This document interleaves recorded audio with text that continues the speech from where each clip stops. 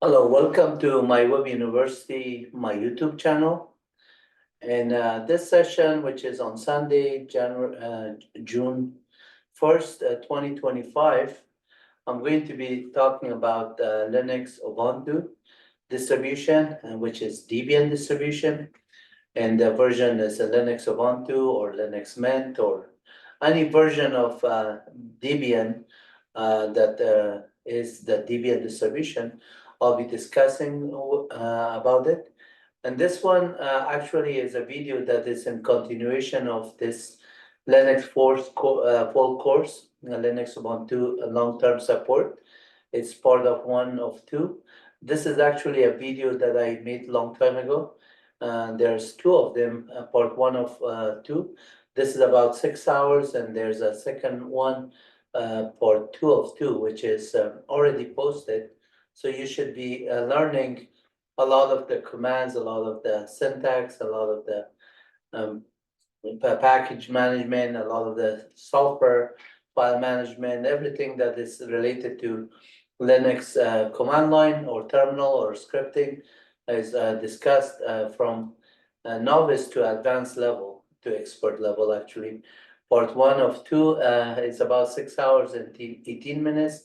Part two of two is about 1 hour and 43 minutes. It's covered a lot of including a lot of materials, including system administration commands and including package management like apt-get and then Debian packages, snap, you can name it. All of those ones are covered on these ones in detail. You're welcome to learn it and watch it. And then in addition, I have covered a lot of Debian, other version of Debian distribution like Linux, Ubuntu, Linux Mint, and other ones. So you're welcome to just watch this video, whether installation or configuration or file system or package management. I have covered a lot of it, including manual pages and writing PDF documentation for them. So there's a lot of videos here that you can learn about Linux Ubuntu, Rocky, Red Hat, and other ones. And this distribution, which is Debian distribution, I have covered a lot. So Python, Anaconda on Linux Ubuntu, and then in fact I have also written a full book at MyWebUniversity.com called the Direct Path to Linux Ubuntu. This full book is online available for you, and then you basically go to my website, which is mywebuniversity.com. This is the website, mywebuniversity.com, and then here is the direct path to Linux Ubuntu, a kind of button that you can press. If you click on this one, basically this page comes up, and then there's 15 chapters now. It used to be 14. I just added chapter 15, and chapter 15 you can practice the entire Linux operating system online at my website. You run the command and you get the output on the command line. Like for example, if you type in uname -a, it will tell you that you're running Linux Ubuntu. If you want to see the kernel build, you just say uname -r and it will just tell you a lot of the Linux command that are valid Linux command, like etc os-release, I allow users to run that one. So this is telling you that I'm running Linux Ubuntu 24.02 on line 1, and then on line 3 you can see the version is 24.04, and then the name of the distribution is Debian on line 7, and then the version of that ID is Ubuntu. And then the website bug report, all of that one is at the URL that you can see is there. So if this is all allowing you to run Linux command line from my website on my cloud, just all you need is a browser and the desire to learn Linux. How easy is that? No charges, nothing, no fees, anything, everything is for free. You just type in, like for example, if you just say, give me the calendar command, I give you the current calendar of the month, which is June. And if you say what date it is today, it's all run dynamically. You can see it's June 1st, 2025, 57 Pacific Standard Time, which is 8:57:20 is 12 plus 8. That is to a Pacific Military Time, 20 rather than 8 p.m. So 20:57 translate to 8:57 or 8:58 p.m. And at the same time, if you run the command again, watch, this one is 20:48. Now the time changed. It is going to say 20:58:18. As you run it, the second changes every nanosecond, or every time the time updates, it will just give you dynamically. So it's not hard coded. In other words, if I just want to say calendar first in 9070, the epoch calendar of Linux or Unix, Unix started actually from 9070. Since Ken Thompson and Dennis Ritchie, they come up with built version of AT&T version of Unix at the Bell Laboratory, and the epoch calendar started from 1970 for Unix, and then Linux also used the same timestamp for the calendar and date. So, in fact, you can get calendar of like other years. It doesn't have to be there. So you could just type in, like, for example, calendar. Let me just type in here. So this is PWD. I'm going to type in calendar, let's say 2/1998. So I know that I programmed that one, and it's going to give me the output. Some of the programs I program it like df-h to run the output, but if I just say who some of the command runs, right? But at the same time, if I type in free, let's say if the command is a Linux command and it's not going to make any damage to my system, I allow it. But if somebody wants to run a user add and say XYZ, creating the user, then I'm going to say this command is not allowed. You just type in user add XYZ, and then I give you a manual page for user add command that you could just go ahead and say and search for it. And then on my website, you can actually get PDF version of manual pages. So I generated the whole Linux Ubuntu PDF files, and on that page, I give you a URL, which you type in here. So now you could Control F and then say user add, and then look at the user add, which is section 8 of the manual pages, and you read all of that information here. At the same time, if on the site you type in something like change mode and then 755, let's say, or 755 is already executable, you want to say make everything 00. So all the .cgi file, all the py file, all the shell script, all the Perl script, none of them are executable. The hacker might just try to do something like this. Then I say, no, this command is not allowed. Then I give him again the same manual pages section saying that you want to learn a change mode command, and just come in here and just go on the website and look for a change mode. Change mode is there, and then you can learn it and start practice it, just understanding it that for permission purpose, I'm not allowing certain commands, so hackers could not just tamper with my web server. At the same time, if somebody is a novice, there's chapter 2 for beginners. They can learn all of this command. So like calendar command, I just give you a syntax here, say, click on here, you will see an output. And just click on the calendar 1931, this one, you will get the 9131. So it's like almost like a click of a button, you get the output there. A browser-based Linux server that you can run. You can also get manual pages from PDF files here, so you could get that information on the HTML syntax. In addition, I have the PDF that I just showed you. And then if you just decide to say, well, I want to just learn more than these commands, then there's chapter. All of these commands I have already have videos for it that you can just watch it and then learn it, and then you can also practice it online. That's chapter 2. And then chapter 3, if you look, for example, on change mode that I showed you here, the change mode, you say, well, that's good enough, but can I just learn it here? Yeah, you could learn it here by click on change mode, and then I write you a kind of documentation in a PDF, HTML format, but it's like a book. The whole table is showing you read, write, execute, the octet number 7, the permission, all of that one, and the UMask, all of that one is explained example by example. So whether you like the PDF file or you just read the HTML or go to the manual pages PDF, there's a lot of resources that I made it available for you. Similarly, like change ownership. If you do that one, and this is required permission, so I give you example by example so you can understand it. And change group is similarly. But if you're running a command like df, I allow you to run the df-h. You click here, you get the output.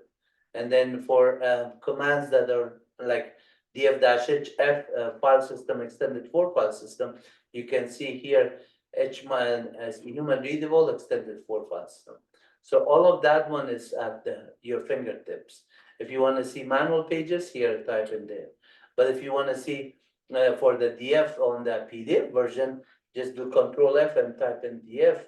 And then notice the DF is there's so many, 8 or 9,000 files that has a DF this. So I'm going to say df.1. And then if you just don't know the section to see if df is the section 2 or section 3, you can just also get it from the command line, which I already have open here. If I just say man df, this is telling me it's section 1.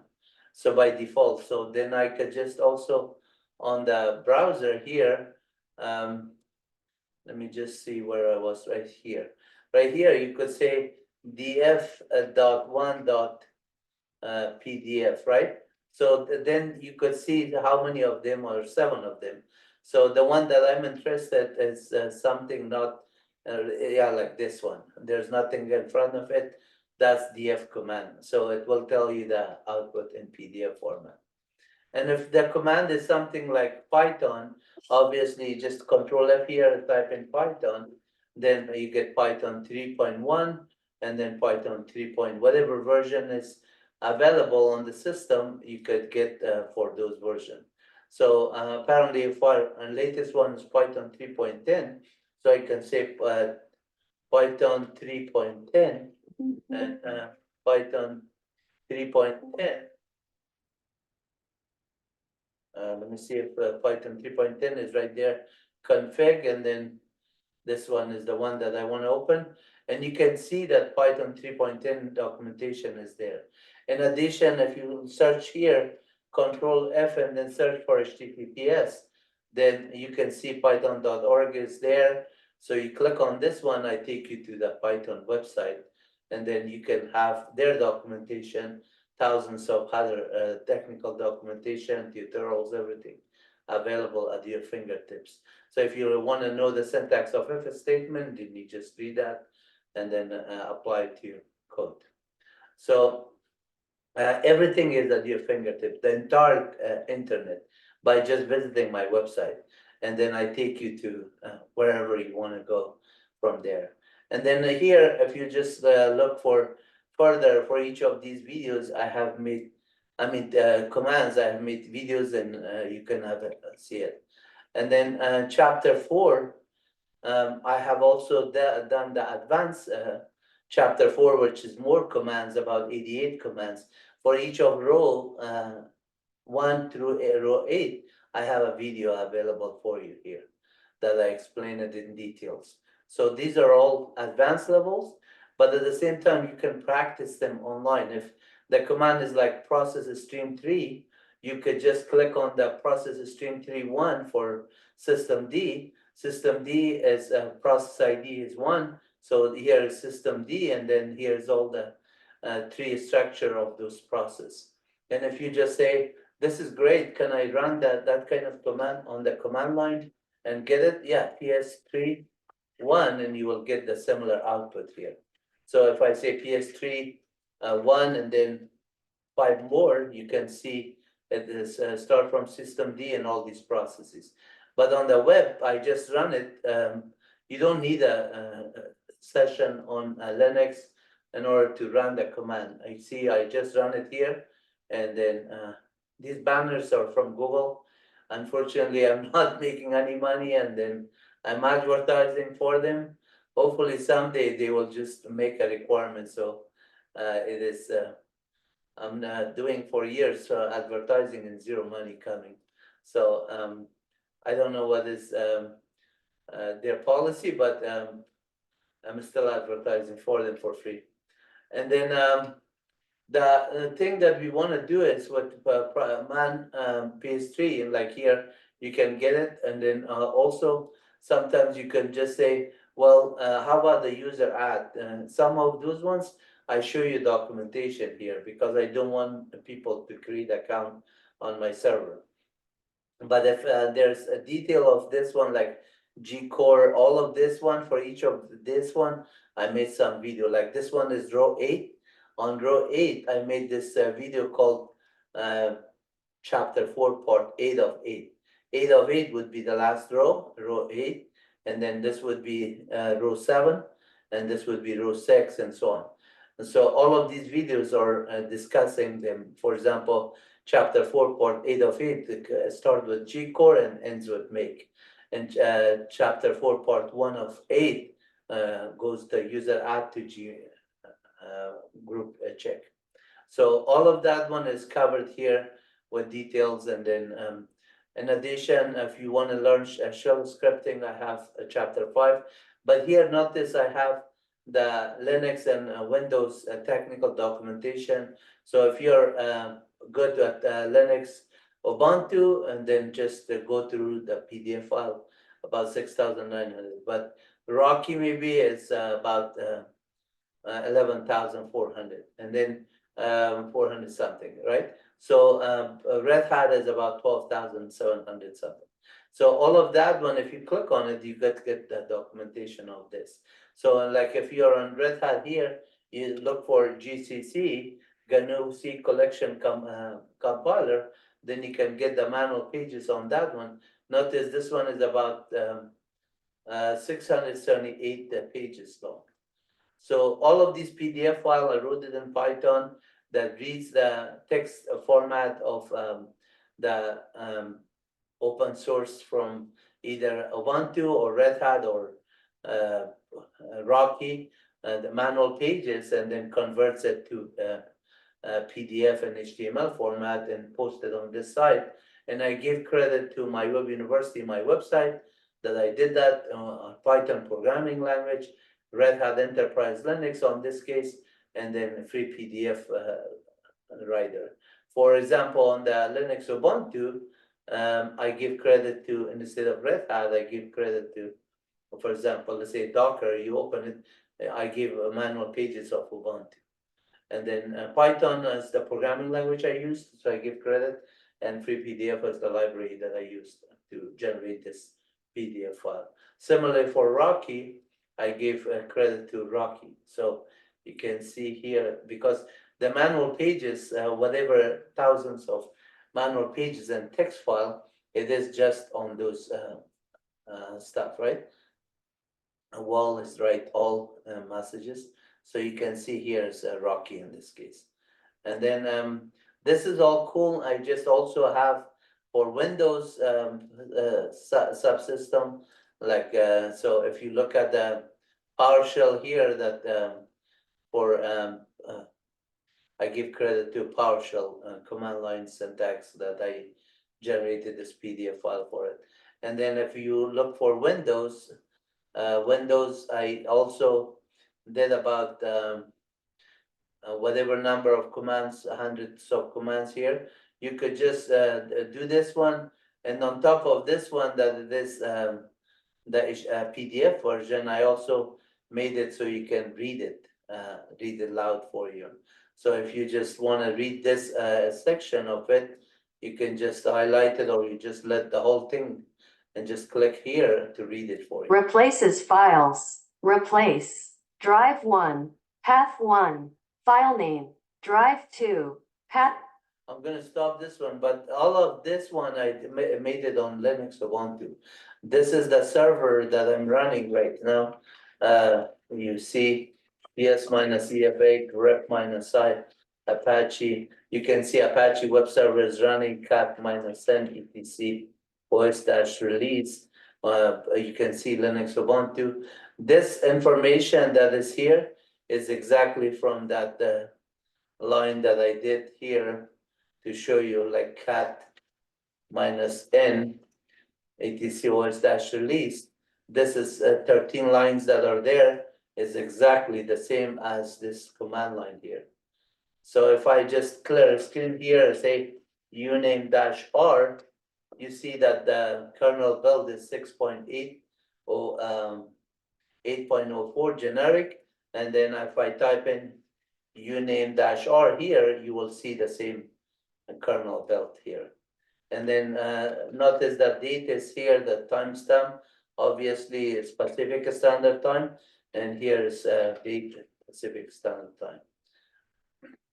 So everything is running on this Linux server. And then if you see df-h, notice that I have about, on the root partition, it is 26% and it's 409 gig available. If I just do the same thing, df-h here, just to look at the root partition to compare it, you can see it's the same one. Root partition is not slash, this is this one right here. The root partition is 490 gig is available. So the nice thing about this system, let's say you name dash S for kernel. You see Linux, and then you name dash S kernel Linux. So this uname dash A is giving you all that information. With Linux, I want to Unix name dash M for machine type, and you can see here uname dash S was giving you uname dash M machine type, and uname x64 version. Uname dash A gives you all of that is similar. So I just showed you that you can run Linux command here, but if you just want to try to remove all my files from the current directory, star.cgi, star.bash, star.sh, star.perl, star.ruby, whatever you want to do, star.java, say, go ahead, delete everything for him. I say, no, you're not allowed to run this command. So it's dynamically detecting what you want to do and what you want to do. You say rm-rf slash, go ahead, wipe out everything on the system. No, you're not allowed. Anything you want to do is like you want to create a file, attach this, you're not allowed to run that command, this. And you say, well, you give me a pwd command, let me just say rm-rf, or maybe echo inside this one, rm-rf root partition, and send it to a file /temp/ t temporary.sh, and then run another semicolon, and then say bash -x temp t.sh. So you wasted, the hacker wasted his time. If you just run all this command, I just detected, say, no, you're not able to create the files. Just because you're giving certain commands, my program is smart enough to detect that one, and I just gave you a very nice way to say, no, please don't just hack. If you want to learn more, you're welcome to start learning here by coming on the website and just read thousands of documentation. This is for education purpose. Let the students learn, let developers learn, so we have a better community for all of us, and then a better society around us. So on the website itself, I made a lot of stuff here that you can just go on. This one, for example, this one was taking you to the direct path, and each chapter is for something. like shell scripting, you can come here and practice shell scripting. I'm not gonna go through each one of them because I have a lot of videos that discuss here, but I went through chapter 15 because I made that one recently. But these ones are also technical documentation on dynamically on chapter 12, dynamic generation. You could type in any command you want to do, like ZSH. You just click on it, and I create the ZSH on the fly for you, the PDF. And if you do Control F on it, HTTPS, and then notice that you have the HTTPS for the documentation for ZSH, that you can go on the web and search it and then study more. In addition, if you search for something like Java, for example, Java, you could see I create the Java documentation here, and then on this one you can say, let me search Control F on HTTPS, and there's a lot of docs.java.oracle.com, and then these pages are coming, and you could just go to their documentation on the web, right? So it is just one source that you come in. I take you everywhere. Like you type in Node.js, for example, for Node, and you just generate a PDF for it. And now you Control F, say Node.js. You don't need to buy books anymore. Everything is at your fingertips. That's how I taught myself.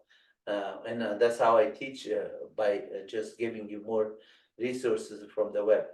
If you want to learn Go language, Go-build is a good the doc that you could just get there, and from there you could just do Control F and say HTTPS, and then here golang.org website. Now you're at Go language, and then go to their documentation. Everything is all referenced here.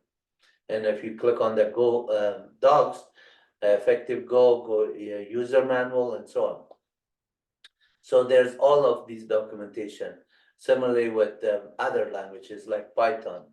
If you type in Python here, I take you to python.pdf here, and then you can search for www. Now you're at Python documentation, and go on there and similarly.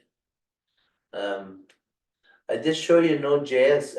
I don't think I give you references. So Node.js, if you do npx, for example, for Node package exchange, that is no npx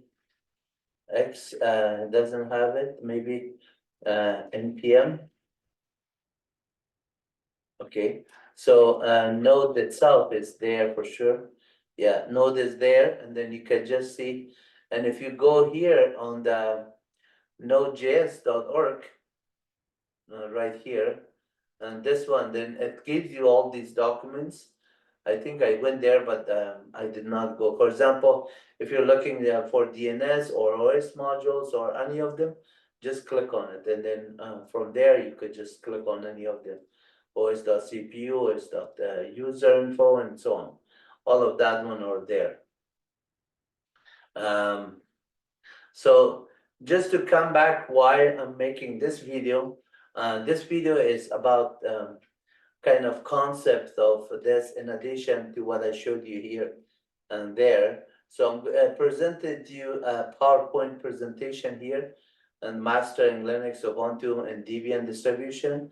I'm gonna go through that one, but before I went through this one, I just showed you what we have on the internet, on my YouTube channel, on MyWebUniversity, so you could start learning it from command line and from those other ones as well. So this video is about mastering Linux, Ubuntu, and Debian distribution.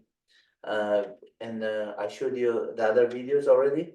So we're going to have a deep dive into how to learn Linux, Debian distribution, in this case, Ubuntu.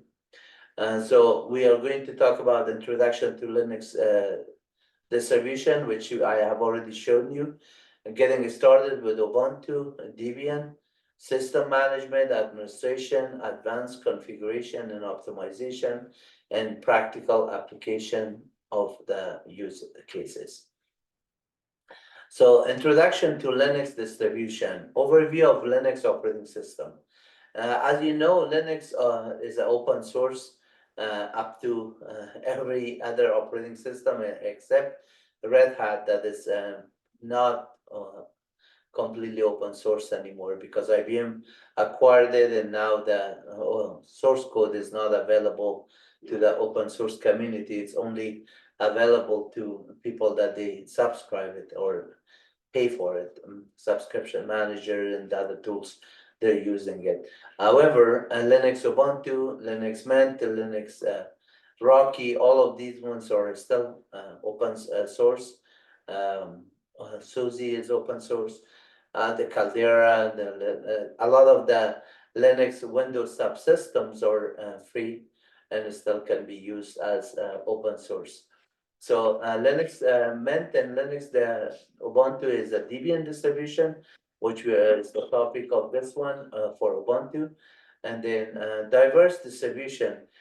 Various Linux distribution cater to different users' needs, from desktop environment to powerful servers. So Linux, you can run it as Linux Ubuntu, for example, or Linux Mint.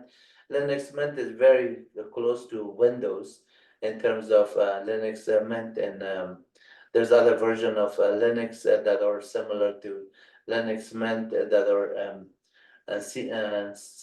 synonyms as one of them, and then another one is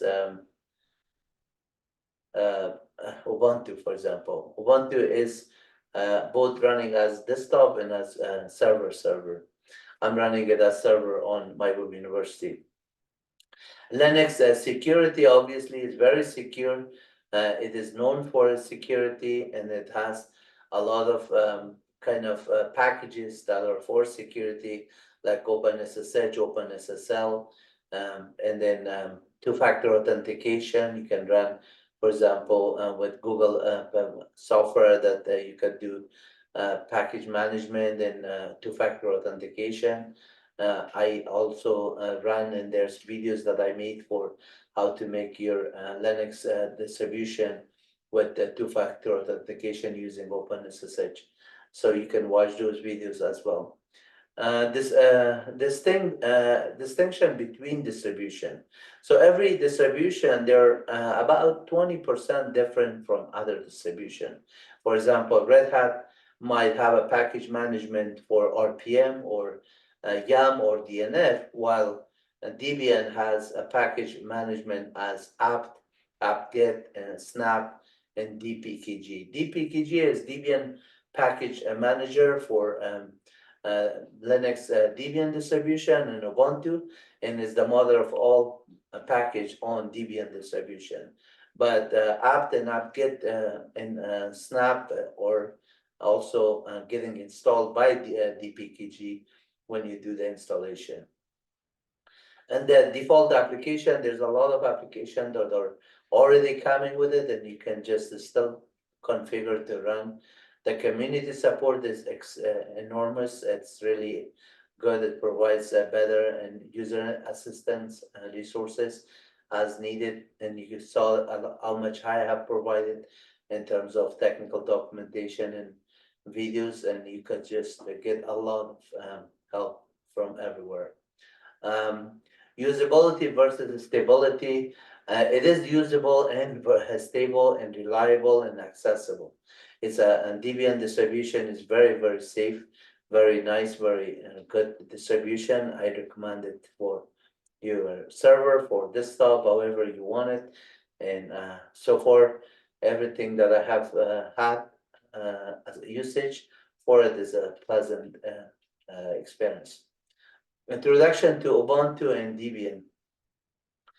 So overview of Ubuntu. Ubuntu is a user-friendly Linux distribution based on Debian, designed to provide an accessible experience for user. That's so true. Overview of Debian. Debian is known for its stability, robustness, and often used in server environment due to reliability. It's very reliable.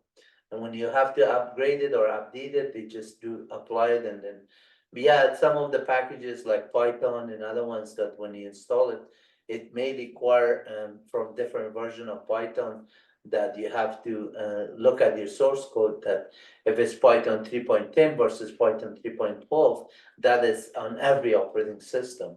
You have to just make sure that your code is running on a application or a programming languages, C, C++, Python, Java, Go language, whatever, in order to just make sure your source code is reusable. But at the same time, code reusability and other ones are coming into kind of apply it and then test it, and then before you apply it in production. Overview of Debian, we talked about it. A history and of both distributions. So Debian and Ubuntu, they don't call it like Ubuntu is not a distribution itself, but Ubuntu is a flavor of a Debian distribution. When they say history of both distribution, as if Ubuntu is a distribution, it's not that.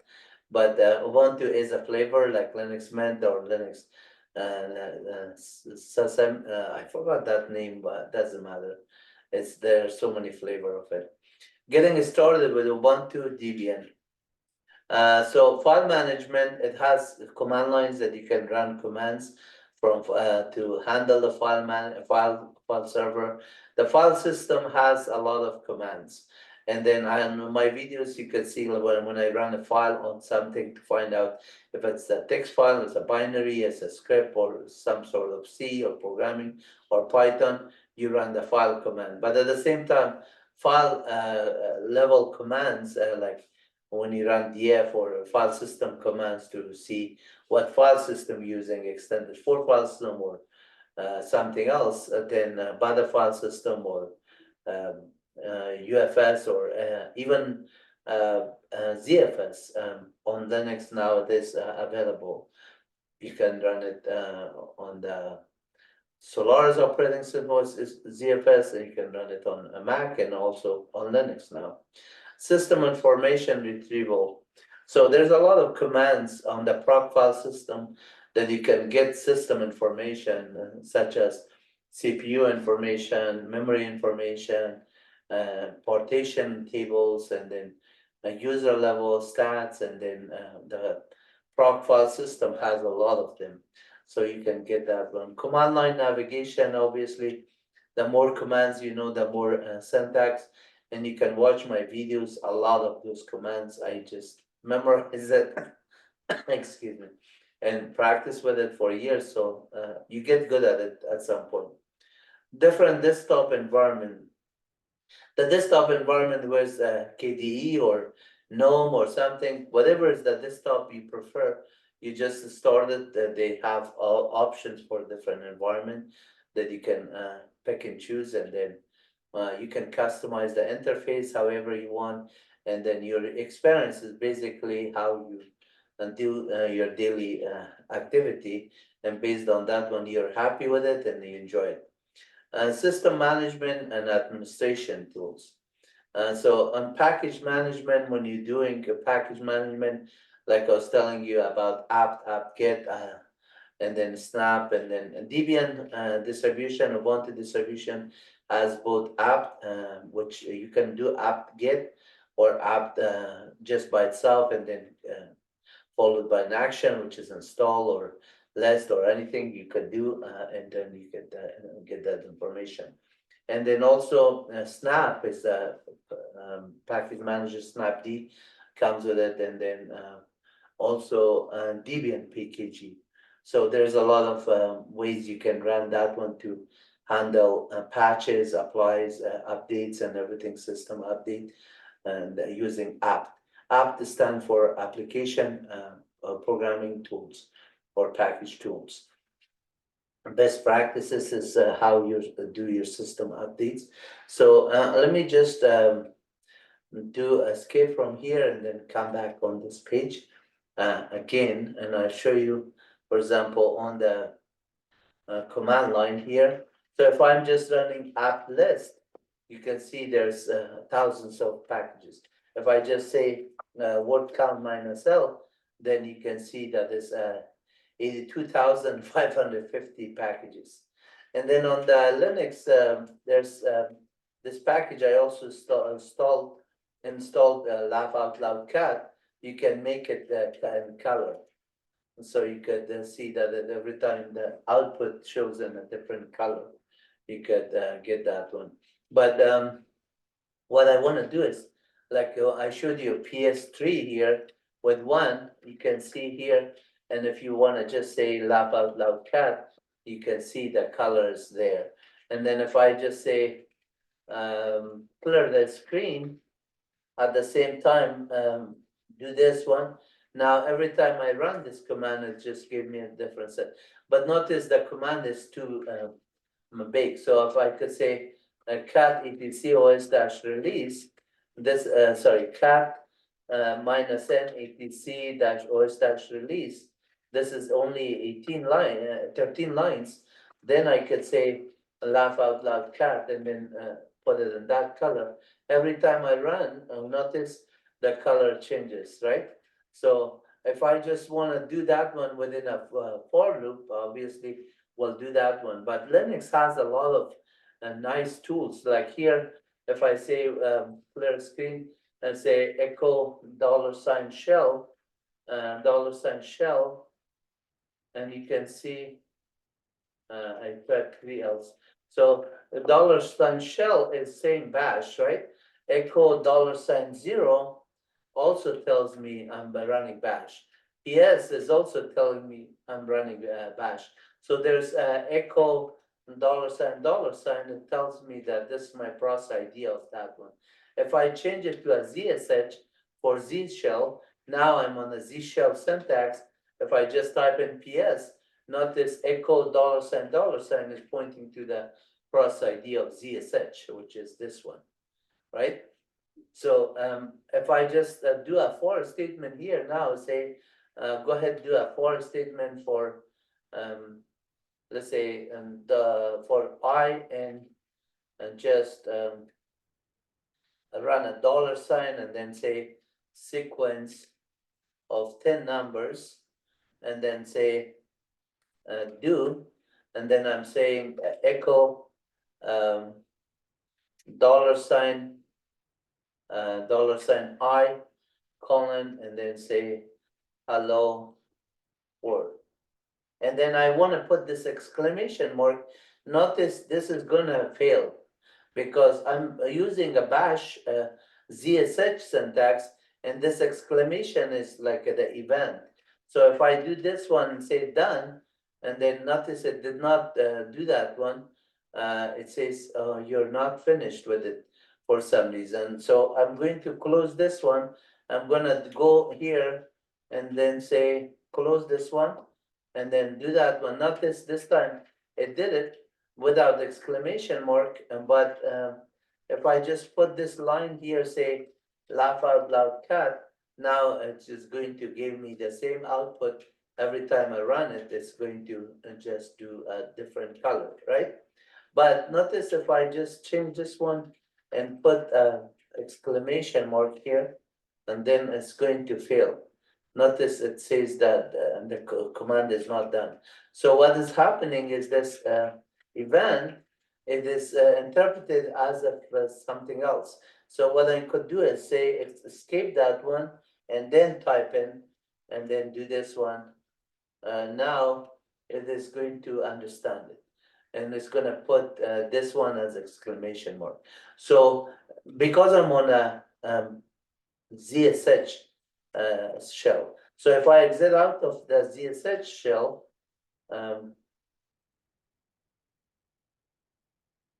okay, so it took a while to just respond. I'm still on the ZSH. I'm going to exit out of this. Now I'm here.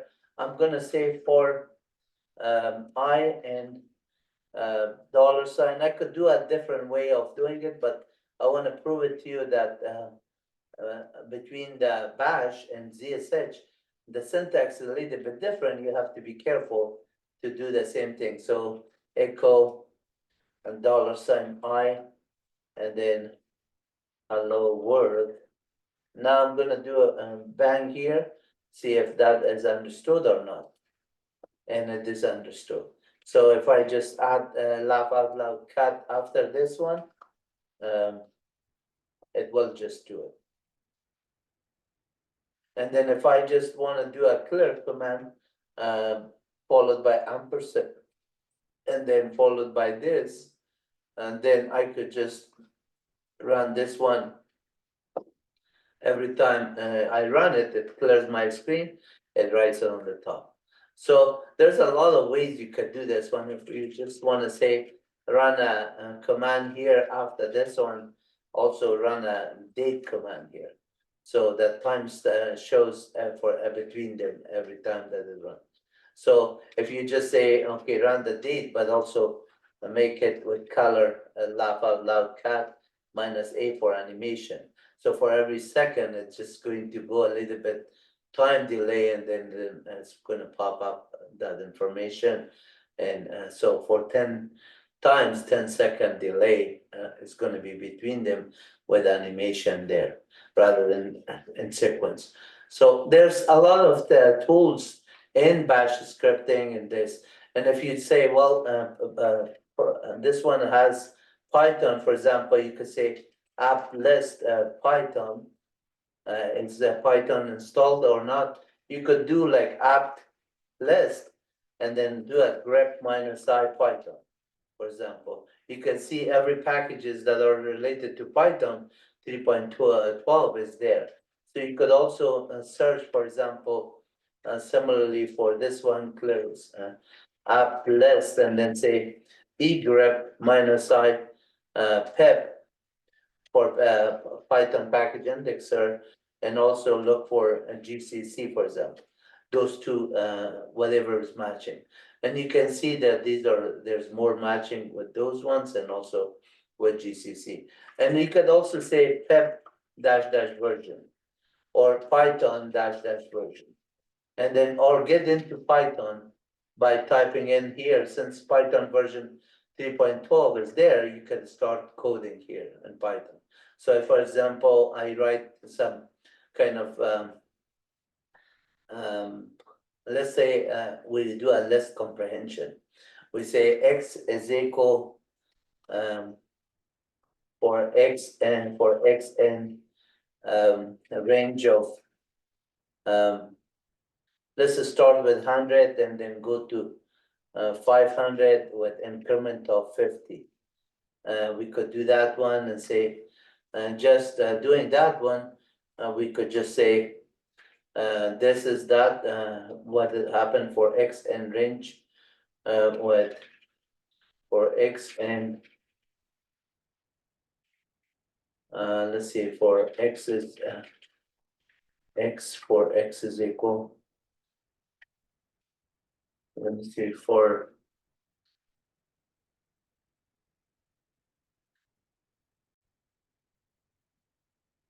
so when I typed, and I believe on the previous one, I just made a kind of a syntax error.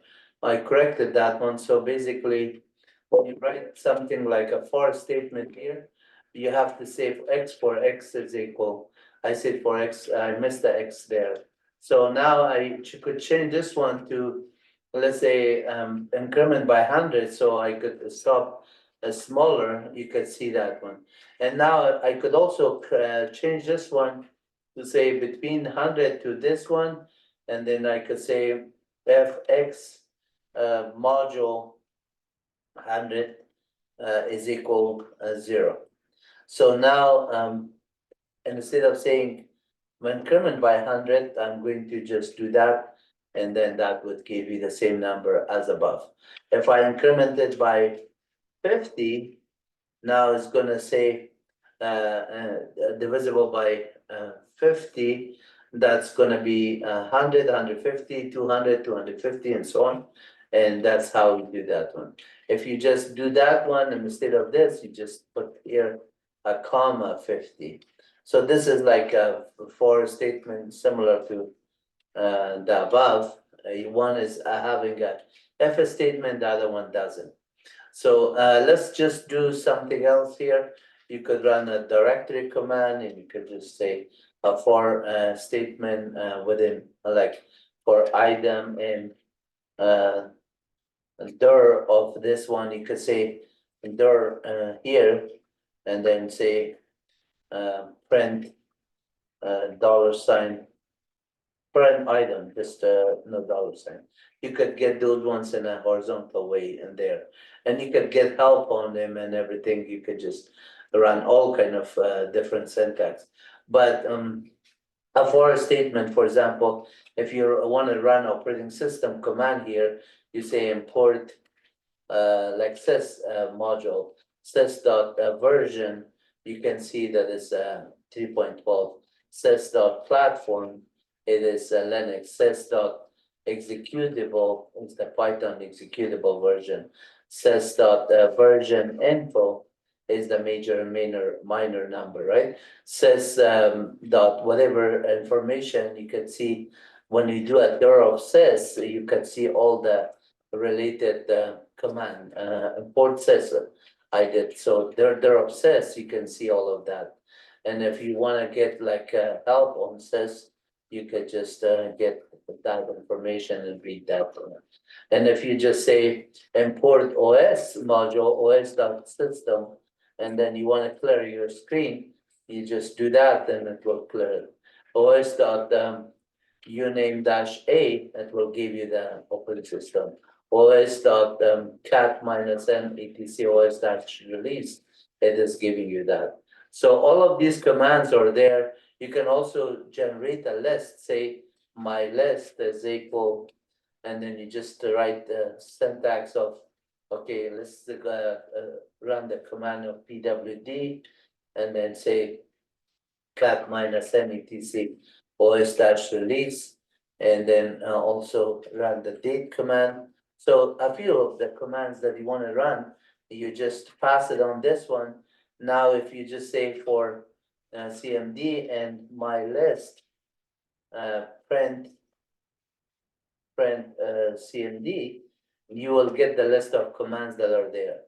But if you want to just execute them, you could just say right here system, and then I have to first use the for statement. So you do the for statement and say print print, and then between the bracket system, then CMD. And then that would just run the command. So what happened here? System, CMD, system. Oh, OS.system. So right here, operating system is the module, and then system, and then that would run the command there.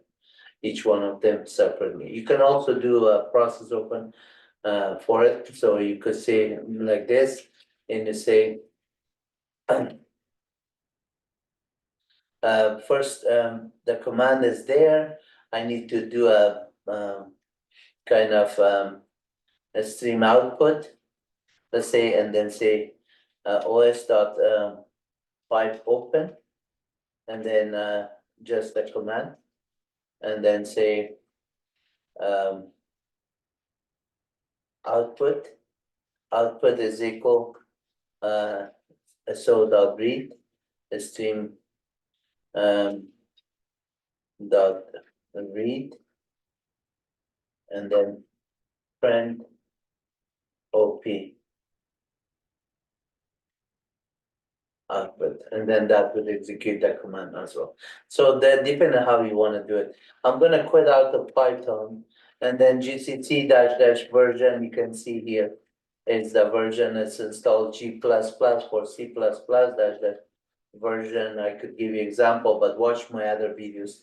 So a snap list, if I have a snap packages like for example in Firefox, snap list Firefox. And then you can also get snap show Firefox and information snap let's say just cat Firefox maybe. Let me just see snap help. And then these are the commands you can do. Find info, what I was looking for, snap info Firefox. And this would be, should give you information on the package there. And then also you could do a Debian pkg-l to get a list of packages. For a particular one, you want to get it is dash uppercase L and dash lowercase and dash uppercase S for search and so on. A lot of these commands are just very intuitive. For installation, apt install, apt-get, you can run it. So you can see on apt, there's all list of commands here. Apt list, and this. And then on the source files, etc, apt is the directory. And then here sources.list is the name of the file. So cat etc apt, apt, and then sources.list. That one is basically all the repositories for Debian. So if you want to say what are the repository enabled, you could do a grep -I, and the first character and core start with a pound. With a pound, and then that would just give you all the ones with the pound. But I want to say -V, that is not with the pound. These are the enabled packages you can see here, the Debian repository that are available for you to do it. So whenever you install packages. I'm gonna come back here and say slide, start from this one. So we were here on the app Ubuntu, and you can see that the Debian packages, we showed you enough information, whether it's the apt-get or Debian packages or snap. Those are the tools. User account, obviously you need to have an account, and my account is already there. You can do it. A lot of commands with this one is also available with IDs and everything. So if you just say uname, clear screen ID-UN, it shows you your user ID. ID-A give you every information. ID-group name is going to give you group name information. And if you become root here, then you type in becoming root, and that's SU stands for switch user do. Now ID-UN shows there. And get end password Wahid is going to tell me that, and then if I just say root, it's going to tell me that is root. And if I say $, ID-UN, that also ID-UN was give you root, so it is similar to running like this. And then because I'm passing that information with get end password, and then this one a backtick, is as if you're saying that run the output of this one as input to this command, similarly the way I did it here. So there's a lot of commands here you could practice, but for each one of them, you can do these tools and then get things done, right? So file system structure and management. File system is important on the file system. Basically, you have an extended file system or bother file system or UFS file system, or UFS is for Unix file system, but this one is either doing extended 2 or extended 3 or extended 4, or ZFS or UFS, or not UFS again. So let's see what file system you have. In order to just see that, when you go on the command line here, and then I say cat -e n etc fstab file system table, and you can see the file system table. You can see it is basically, if I just do df-h, and then you can see it is extended temp file system is there, one file system, and then what is the other one? A swap file system, and df-h, and T for type. I'm gonna type in extended 4 file system, and that's basically I'm using extended 4 file system. Excuse me. So on the extended 4 file system, when you do it, you can also do NFS for or Samba and other ones. There's a lot of bada file system, Samba, NFS, and then ZFS, UFS, and then many other ones. So man extended 4 file system, you can search it, and then if you want to see a list of file system, you can see at the bottom of this one. You can see it says see also all these other file systems, right? You see, make 2FS file system, make 2FS, extended 2 file system, checker, dump 2FS, tune 2FS, and debug and mount and other ones. So there's a lot of them there. And then for the commands, when you run df-h, it will tell you disk usage minus sh. So if you want to see the usage for summary of var partition, you can run that one and say, let's say var log, and then you can see how much is on the log. And then Apache 2, how much it is there. And then if you just want to see the list of files, obviously you do ls minus l k, and then ls minus h for human readable, and instead of k, and you could do that one, and so on. A lot of the ways you can do the commands there. And then for the commands that you could do tar up commands, which tar and which ganzip, all these commands are there. And then on chapter 4, I have done a lot of work in there.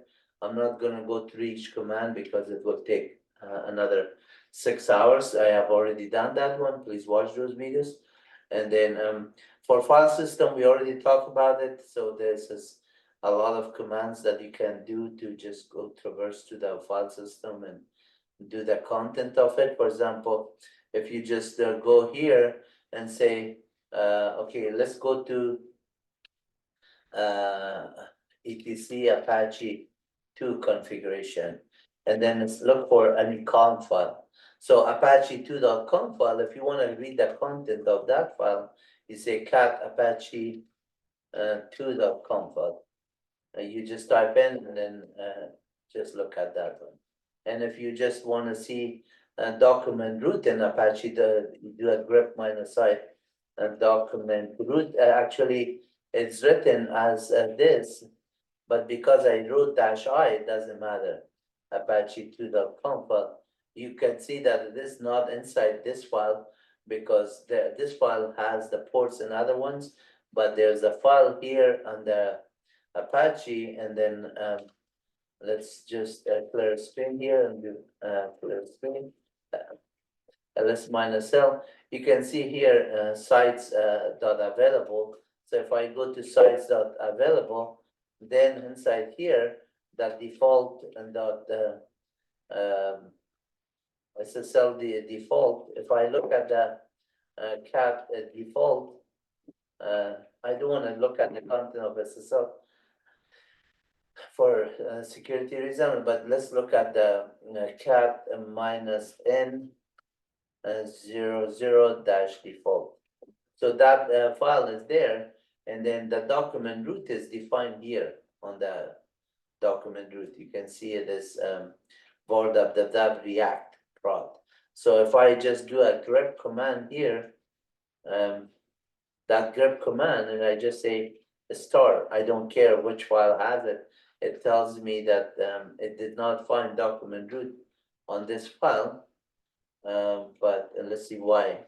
ls -l, and then grep -i. Document root is mistyped.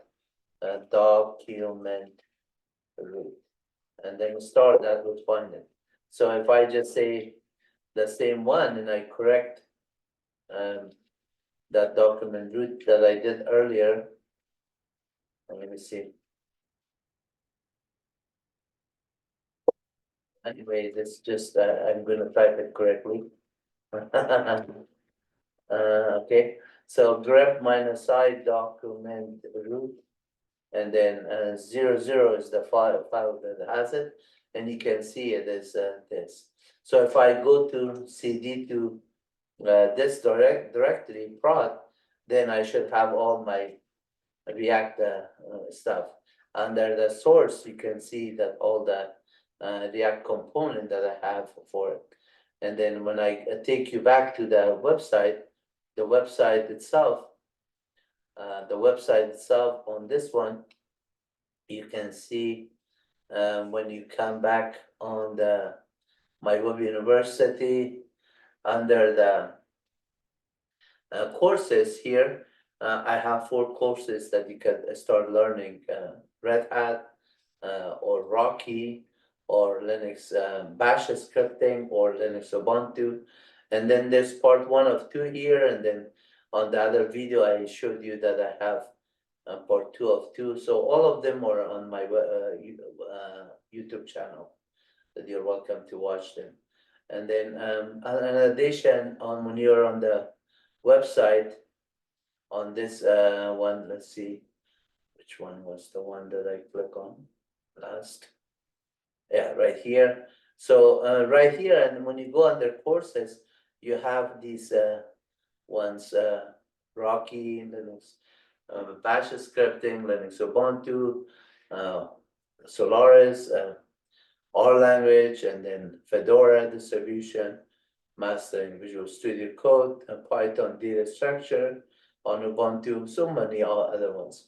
At the same time, if you want to go under my books, I have the entire book in MyWebUniversity, chapter by chapters for each one of them. You can start studying them here. At the same time, if you are interested in visual videos on Farsi language, you can watch this page here, and I explain it. Videos in English is right here, so you could just look at all these videos on different topics. At the same time, if you're interested on my playlist, I made it for you, so you could just learn each of these ones separately by, let's say, MySQL. You click on Python in this one.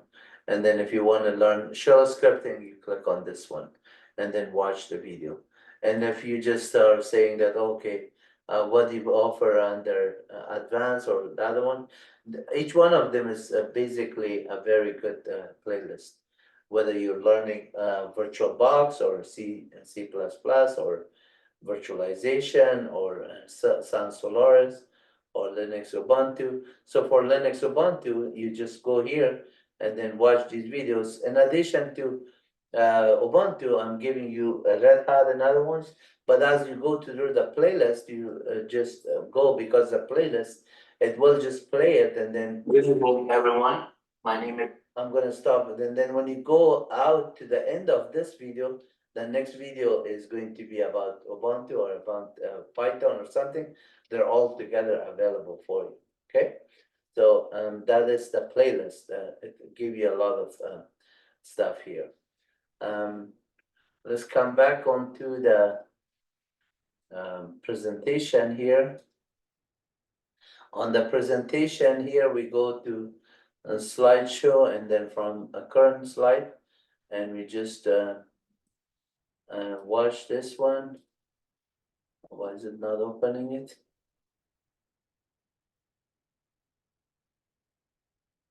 Okay.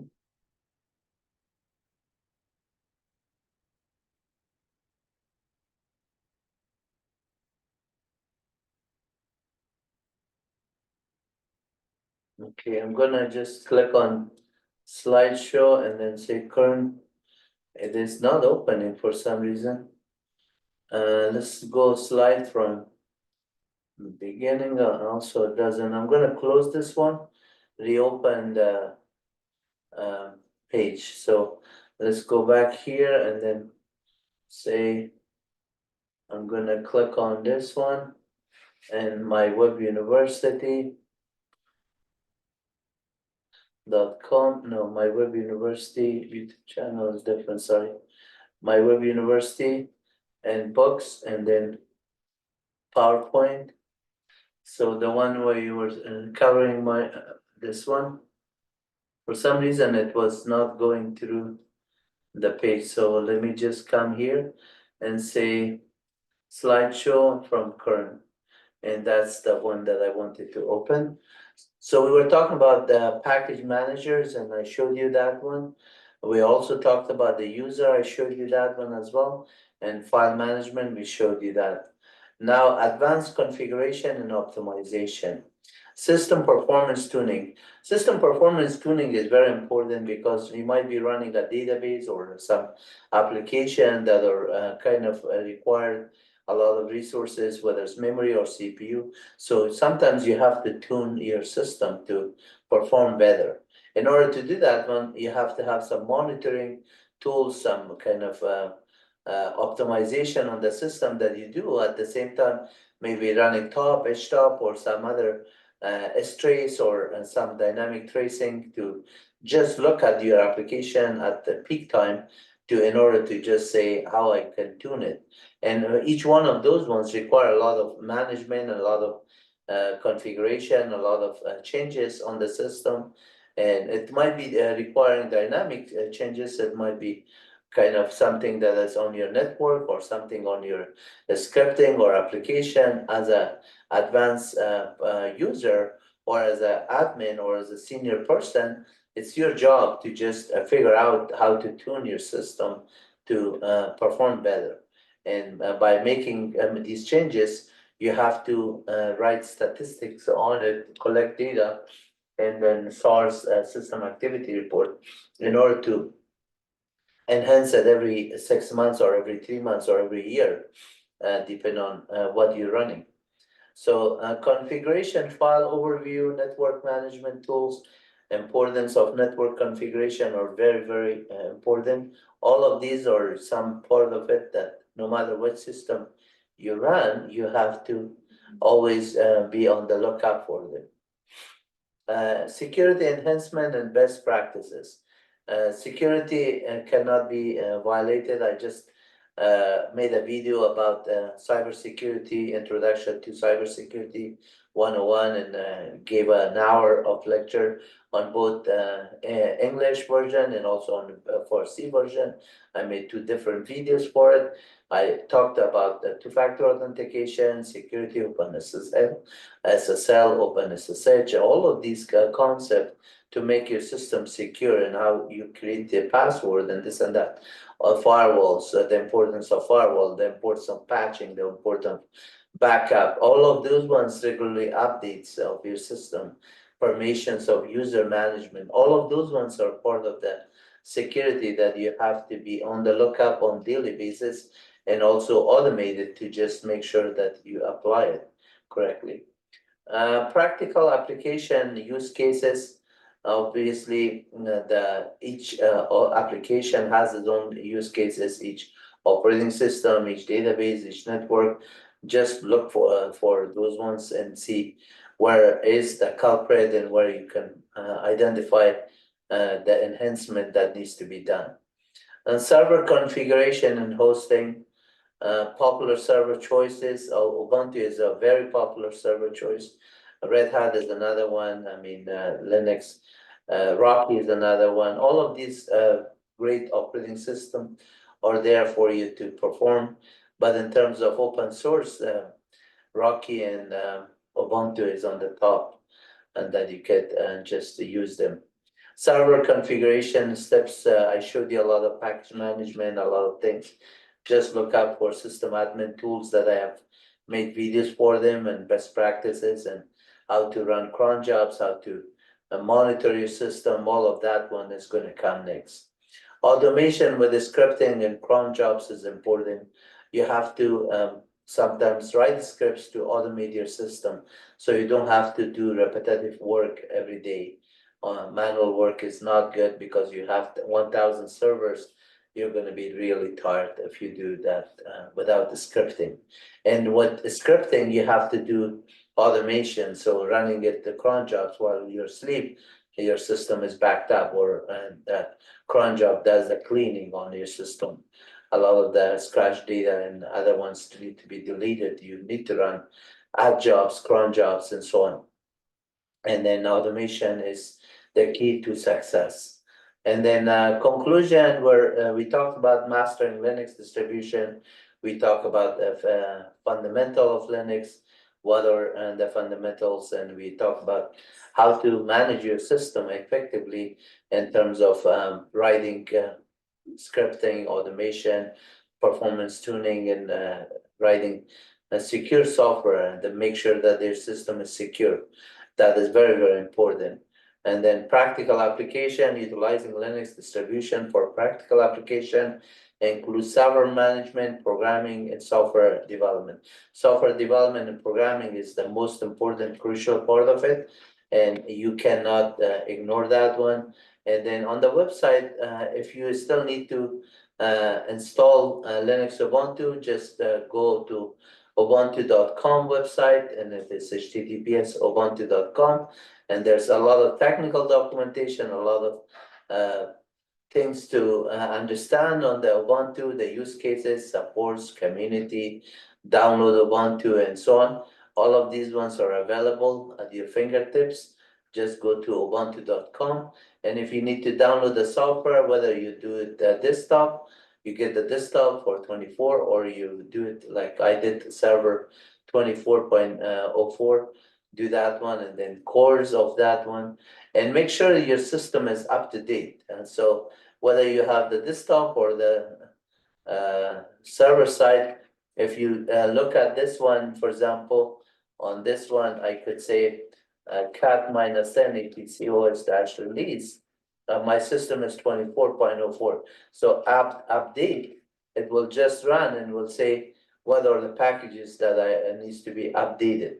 So at this time, if I just want to run my system to be up to date as of 6/1/2025, which is 10 p.m., I run this update, and now it is telling me these are the packages that are there, and it says that if you want to just run update and dash upgradable list, run this one command. So I could run that one because I'm already root here, and then I take that single code out because that is not part of the command. Okay, so app list and then dash upgrade, and it will tell you these are the one that or the packages that are going to be upgraded. So at this time, if I just say, yeah, go ahead, apply it, I could just apply it, say upgrade, and instead of update. Now my system will just say, do you want to do applied it? And I say, yeah, go ahead, apply it. All of those update will be applied, and then after that, when my system is updated, when I just I'm done with this one, I could just look at it to make sure that all the application, everything is still working the same functionality that was there. So if a package that was inadvertently was just done, I could roll back, or I could just go apply, say, okay, I need a Python version this for it. Let me just look into my code or look at the version of Python that it's changed. So some of the tools, as 99% of the time, it's going to work. Like Windows, you update, this one should do it, but don't just apply it on your development version just because you are just going to run it on production.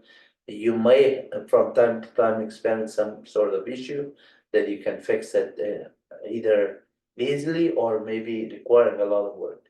So right here, it says that service restarted being deferred, some of them, because when you do the application, if the kernel build or something happened, changed, then you need to reboot the system in order to do it. But notice that some of the information is dead, the service restarted, but some of them did not have to restart. Say, okay, user session running outdated binaries in GDM. GNU Desktop Manager is outdated, so I could do that one with installation of version of Wayland or whatever it is, right? So no virtual machine gas are running outdated hypervisor binary on this host. So now if I just do this one with upgrade again, then it's gonna say, okay, the following upgrade has been deferred due to phasing. Ubuntu drivers come. So that one I have to check further, but no zero upgraded, zero installed. If I say app update now, then it's gonna say your system is up to date and you can still run this command and it's fine. So I don't need to worry about anything at this time. And then that part that it says that maybe it's deferred, I can look it up at another date. But my system is up to date and I'm good with this to go. And then I'm going to end this video here. You guys have a good one and take care. God bless you all. Don't forget to subscribe on our channel and then make some nice comments so I can help you further. I really appreciate those of you that already subscribe and making very nice comments. And God bless you all. Disregard to what you do on my channels. As long as you're helping others, helping yourself, that's all matters. Take care. Bye-bye.